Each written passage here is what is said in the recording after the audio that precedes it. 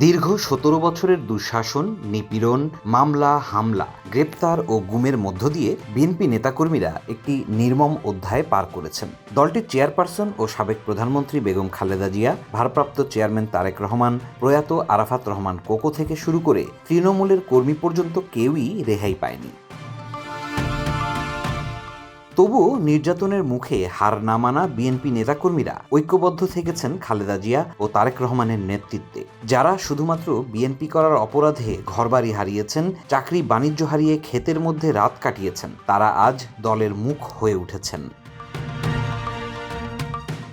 সরকারি পৃষ্ঠপোষকতায় বিএনপি ভাঙার বহু চেষ্টা হলেও একে প্রতিহত করেছে নেতাকর্মীদের অবিচল আনুগত্য। তবে এ দীর্ঘ সময়ে কিছু নেতা পদপদবি বা ব্যবসায়িক সুবিধার লোভে দল ছেড়েছেন। কেউ কেউ সরাসরি আওয়ামী লীগে যোগ দিয়েছেন, কেউ বা নতুন দল গঠন করেছেন।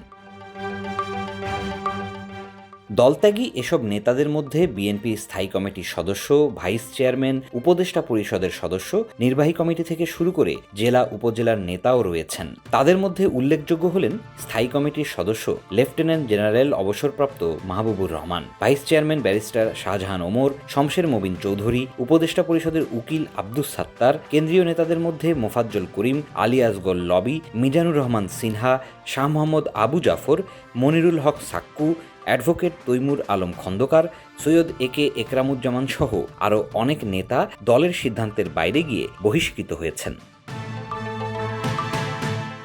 গত ৫ আগস্ট ছাত্র জনতার অভ্যুত্থানে শেখ হাসিনার পতনের পর দেশের রাজনৈতিক পালাবদলে নতুন গতি এসেছে। বিএনপির জনপ্রিয়তা তুঙ্গে এবং রাজনীতিতে তাদের গুরুত্ব বেড়েছে। এমন পরিস্থিতিতে অতীতে দল ত্যাগ করা বা নিষ্ক্রিয় থাকা অনেকেই এখন ফের বিএনপিতে ফিরে আসতে মরিয়া।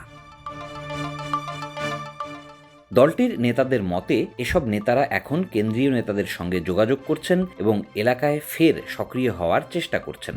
তবে বিএনপি বলছে, যারা দুঃসময়ে পেছনে থেকেছেন তাদের বিষয়ে সতর্ক থাকতে হবে। বিএনপির সিনিয়র যুগ্ম মহাসচিব রুহুল কবির রিজভী জানান, দল আপাতত নতুন সদস্য নেয়া বন্ধ রেখেছে। তিনি বলেন, দলীয় নির্দেশনায় বলা হয়েছে ওয়ার্ড থেকে কেন্দ্র পর্যন্ত কোনো কমিটিতে অন্য দলের নেতাকর্মী বা অরাজনৈতিক ব্যক্তি যুক্ত করা যাবে না।